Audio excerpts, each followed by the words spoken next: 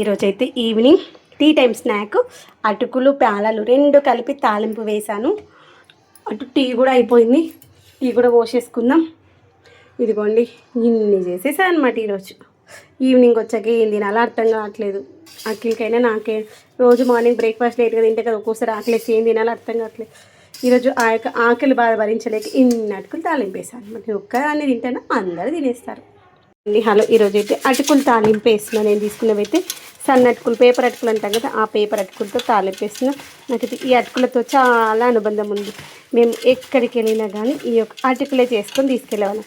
ఏదైనా ట్రిప్కి వెళ్ళినా, లేదంటే హాస్టల్లో ఉన్నా, ఓ 4-5 రోజులు ఎక్కడికైనా పోతున్నామన్న జర్నీలో అటుకులు ఉంటే ఒక పూట మనకు కొంచెం లేట్గా అయినా ఆకలి వేసినప్పుడు హాయిగా తినొచ్చు. ఇప్పుడు కూడా నేను తిరుపతి కానీ ఇంకెక్కడికైనా ట్రావెలింగ్ వెళ్తున్నా, లేదు అంటే లోకల్ని ఒకరోజు ఎక్కడికైనా పోతున్నాము, రాత్రి వరకు వస్తామంటే మనకు ఒకవేళ లంచ్ లేట్ అవుతుంది అనుకుంటే చేసి పెట్టేస్తాను. అంత ఇష్టమైనటువంటి స్నాక్ అనమాట. ఇప్పుడు ఎందుకు చేస్తున్నా అంటే ఈవినింగ్ టైంలో టీలోకి ఏమైనా తినాలి అనిపిస్తుంది, ఆకలి వేస్తుంది అనమాట. మెయిన్గా చెప్పాలంటే మార్నింగ్ బ్రేక్ఫాస్ట్ సరిగా తినలేదు, అందుకోసమని ఈ యొక్క స్నాక్ చేస్తున్నాం. అటుకుల తాలింపు, దానికోసం పోపు వేసుకున్నాం. ఈ యొక్క అటుకుల పోపు ఎక్కడో చేసే మన ఇంటి వరకు ఆ స్మెల్ చూడంగానే తెలుస్తుంది అటుకులు తాలింపు వేస్తున్నారు ఎవరింట్లోనో అని. అంత బాగుంటుంది అటుకులు. మీరు ఎంతమందికి ఇష్టం చెప్పడం మర్చిపోవద్దు. అటుకులు అయితే నాకు ఒక ఎమోషన్ అని చెప్పొచ్చు, అంత కమ్మగా ఉంటాయి అటుకులు. వీటిని మనం ఫస్ట్ ఒకసారి జల్లెడ పట్టుకోవాలి. ఇలా సన్నగా ఏమైనా పిండి లాంటిది కానీ సన్నగా ఏదైనా పురుగు లాంటివి ఉంటే వెళ్ళిపోతుంది. ఎప్పుడైనా కంపల్సరీ జల్లించుకున్న తర్వాతే చేసుకోవాలి. కొంచెం కొంచెం కొన్ని మనకు కనిపించని కూడా ఉంటాయి, ఒకసారి ఇలా అనేస్తూ చేసేసుకోవాలి. అయితే ఎండాకాలం అనుకోండి, ఎండకు పెట్టేసుకుంటే మంచిగా డ్రై అయిపోతుంది. మేమైతే చిన్నగా ఉన్నప్పుడు మంచిగా సంచి వేసేసి మంచి ఎండకు వస్తుండే మా మమ్మీ. మంచిగా పలపలా ఎండిన తర్వాత అప్పుడు పోపు వేస్తుండే, సూపర్గా ఉంటుండే. ఇప్పుడు ఎండ పెట్టుకోవడానికి మనకి ఎండ జాగనే లేదుగా. ఎండ పెట్టుకోవాలంటే 2 ఫ్లోర్లకి పైకి పెట్టుకోవాలి. పైన పెట్టి కిందికి వచ్చేసరికి అది సంచి ఒకటి ఉంటుంది, సంచిలో పూసినటువంటి అటుకులు అయితే ఉండవన్నమాట. అట్లాంటి పరిస్థితి ఇప్పుడు. కాబట్టి మనకి ఎండ పోసుకొని జాగలేనప్పుడు ఇలా పోపు వేసిన తర్వాత వాటిని కాసేపు తాలింపులో మంచిగా అటు ఇటు వేయించుకోవాలి. దాంట్లోనే మాయిశ్చర్ అంతా పోయేంత వరకు.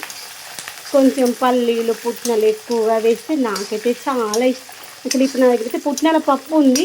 పుట్నాల పప్పు కంటే పుట్నాలు వేస్తే సూపర్గా ఉంటుంది సార్, చాలా బాగుంటుంది. మీకు ఆకలి వేసిందంటే పాప మా ఆయన ఏంటి వీడియో కాలింగ్ అయిపోయిన తర్వాత అప్పుడెప్పటినో పిలుద్దాం అనుకున్నాను. వీడియో కాలింగ్ అయిపోయిన తర్వాత అమ్మ ఆకలి వేస్తుంది, పాల ప్యాకెట్ తేమా అంటే పోయి పాల ప్యాకెట్ తీసుకొచ్చారు.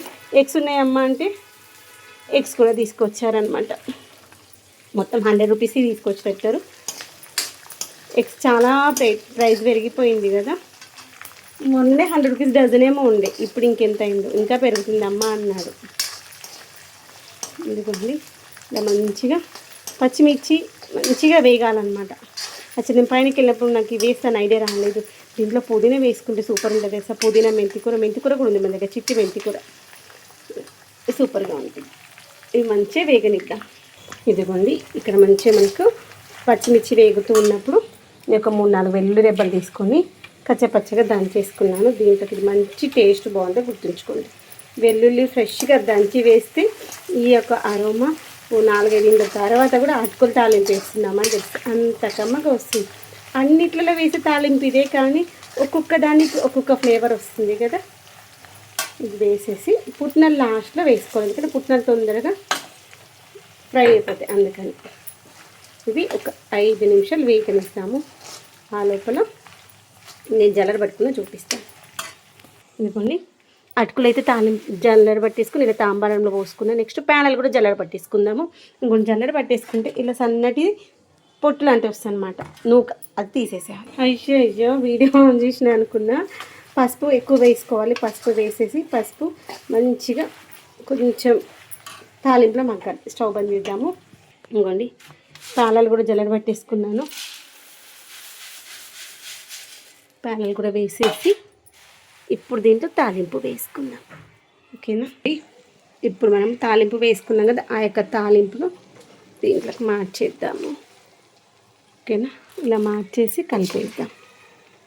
చల్లగా దాంతో పోసేయాలి. పోసి ఇలా కొంచెం కొంచెంగా పోసి ఇలా మంచిగా కలుపుకుందాం. ఓకేనా.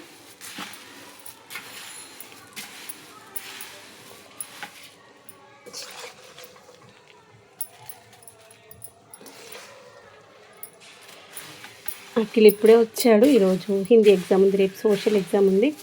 వచ్చేసి స్నానం చేసి ఫ్రెష్ అప్ అయ్యాడు. పాలు వేడేసేస్తే పాలు తాగేసి ఈ యొక్క అటుకులు తాలింపు అటుకులు తినేస్తాడు. దాంతో దీంట్లోకి మార్చేస్తాను. ఓకేనా? మార్చేసాక కలిపి చూపిస్తాను. మనము మంచి వీటిని ఇలా కలిపేస్తాం. అట్లయితే మంచిగా కలిపేస్తున్నాడు. వీటిలో కొంచెం వేసేసి ఈ తాలింపు కూడా ఇది మిక్స్ చేసేసుకొని కొంచెం కొంచెంగా తీసుకొని మళ్ళీ వేడి చేద్దాం. ఓకేనా? అలా కలుపుకుంటే బాగుంటుంది. అఖిల్ ఇప్పుడు వచ్చాడు, హెల్ప్ చేస్తున్నాడు.